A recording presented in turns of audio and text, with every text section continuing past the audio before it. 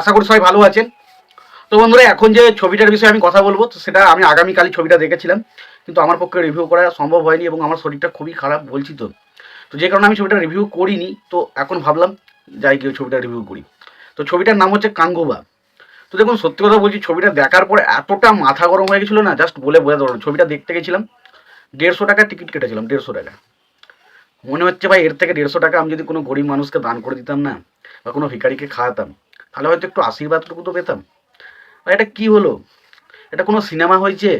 হ্যাঁ, এটা কোনো সিনেমা হয়েছে? এতটা এক্সাইটেড ছিলাম ছবিটা নিয়ে, যে কি বলবো তোমাদের, যে এতটা এক্সাইটেড ছিলাম, যে যেভাবে ট্রেলারটা দেখিয়েছিল, যে এত কিছু ভিজুয়াল দেখাতে চলেছে, এত কিছু হতে চলেছে। তো সত্যি কথা বলতে গেলে, এই ছবির যে পরিচালক, তিনি যেভাবে ছড়িয়েছে, যেভাবে হেগেছে না, জাস্ট শুধু সিম্পল হাগেনি, মানে ছড়াছড়ি না, পাতলা পায়খানা করে দিয়েছে একদম। না, বেকার, একদম জঘন্য সিনেমা। তো সিনেমাটার গল্পটাই ছোট্ট করে বলি। তো এখানে দেখুন, আমরা একটা মানে এখানে একটা সুরিয়ার ক্যারেক্টারটা, সে একজনের বাবা এবং মাকে মেরে দেয়, এবং তার একটা ছেলে থাকে। সেই ছেলেটাকে সে নিজের মতো করে মানুষ করে, কিন্তু সেই বাচ্চা ছেলেটা কখনো সুরিয়াকে তার বাবা হিসাবে মেনে নিতে পারে না। এবং সেই বাচ্চা ছেলেটা, সে সবসময় তার বাবা এবং মায়ের যে হত্যার প্রতিশোধ নেবে, সেটাই কিন্তু তার মনের মধ্যে একটা থেকে যায়। ফলে পার্সোনালি সুরিয়ার ক্যারেক্টারটা ছেলেটাকে যতই ভালোবাসার চেষ্টা করুক না কেন, সেই বাচ্চা ছেলের ক্যারেক্টারটা কিন্তু তাকে ভালোবাসতে পারে না। এবং শেষ পর্যন্ত এর পরিণতি কী হয়, সেটা জানার জন্য সিনেমাটা দেখতে হবে। এবং সিনেমার দুটো টাইম লাইফে গল্পটা চলে। একটা ধরুন 2024 সালের বিষয় দেখানো হয়, এবং একটা সে কয়েক হাজার বছর আগের একটা ঘটনা, যেখানে পাঁচটা জায়গার কথা দেখানো হয়। এবং সেই পাঁচটা যে জায়গা দেখানো হচ্ছে, সেই জায়গাটা দেখতে দারুণ লাগে। এবং সেখানকার যে মানে মানুষ যেরকমভাবে দেখানো যায়, একটা ধরুন আলাদা আলাদা সেটে, কারো কালার গ্রেডিং, কারো লাল, কারো নীল, যেরকম টাইপের দেখেছে, প্রত্যেকে দেখতে ভালো লাগবে জায়গাটা। এবং ছবিতে পারফরমেন্সের কথা যদি বলি, দেখুন সুরিয়ার পারফরমেন্স তো ভালো, খারাপ নয়। তবে কিছু কিছু জায়গায় সুরিয়ার পারফরমেন্সও আমার খারাপ লেগেছে, তবে সুরিয়ার পারফরমেন্স মোটামুটি ঠিকঠাক বলা যায়। এবং লাস্টে যে একটা ক্যামিও রয়েছে, কার ক্যামিও আমি সেটা বলতে চাই না, তবে এটুকু বলতে চাই যে যার ক্যামিও রয়েছে সেটা সুরিয়ার খুব কাছের একজন মানুষের। এর থেকে বেশি কিছু আমি আর বলতে চাই না, তবে তার ক্যামিও রয়েছে, এবং তাকে যে জায়গাটা ইউজ করে সেটা দেখতে ভালো লাগে। এবং তার পাশাপাশি যদি বলতেই হয় কয়েকটা পজিটিভ দিক, তো সেটা হচ্ছে কয়েকটা অ্যাকশন সিন ছিল, যেগুলোকে আমাকে বেশ ভালো লেগেছে, আমার বেশ ভালো লেগেছে। এবং কয়েকটা বিজিএম, যেটা তুমি টেলারে বাজছিল, ওই বিজিএমটা বেশ ভালো লেগেছে। বাকি ছবির মধ্যে আর কিচ্ছু ভালো নেই। তো প্রথমে আমার সব থেকে যেটাতে মানে আমার মাথাটা নষ্ট হয়ে গেছে শুরুতেই, সেটা হচ্ছে যখন সুরিয়ার ওই এন্ট্রিটা হয়, মানে 2024 সালে যে সুরিয়াটাকে দেখানো হয়, এবং সেখানে দিশা পাটানির সাথে সুরিয়ার ওই যে আজে বাজে কি হচ্ছে, কি করতে চাইছিল ডিরেক্টর, আমার মাথার উপর দিয়ে গেছে জিনিসগুলো। মানে জাস্ট মনে হচ্ছিল ঘুমিয়ে গেলে কাজ আছে ভাই, এর থেকে ঘুমটা নষ্ট করে বা চুপচাপ বসে থেকে ভাই, মানে এতটা বোরিং আর এতটা বাজে, যে কি বলবো আপনাদের, আমি আর কিছু বলতে চাই না।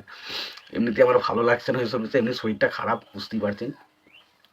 তো মানে একদম অতীব জঘন্য। সুরিয়া কি করছে, ও কি করছে, মানে এই জিনিসটা বাজে লাগে। হঠাৎ করেই যেন কেমন যেন আবার চলে আসে, হাজার বছর আগের যে ঘটনা, সেই বিষয়টা চলে আসে।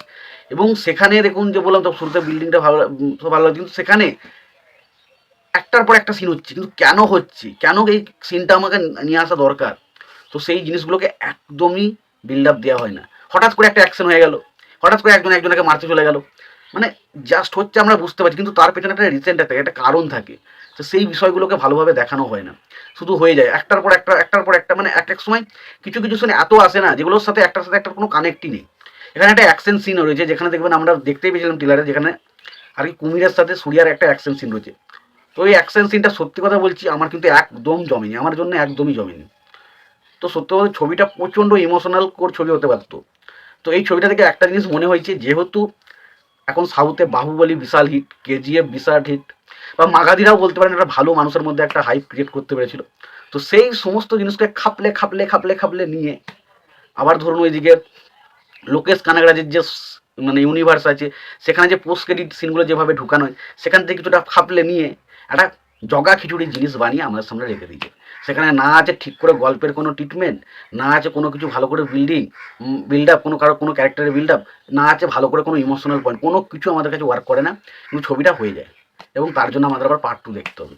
আমি জানি না এই ছবিটার কী অবস্থা হবে, বাট এটুকু বলতে পারি যে যদি পয়সা কুটকুট করে তাহলে অবশ্যই যান। আর যদি ভাবেন যে মানে পয়সাটা সস্তা নয়, প্রচণ্ড কষ্ট করে ইনকাম করেছেন, তাহলে বলে যাই যে এই ছবিটা এখন দেখতে হবে না, পরে যখন ওটিটি প্ল্যাটফর্মে আসবে দেখে নেবেন।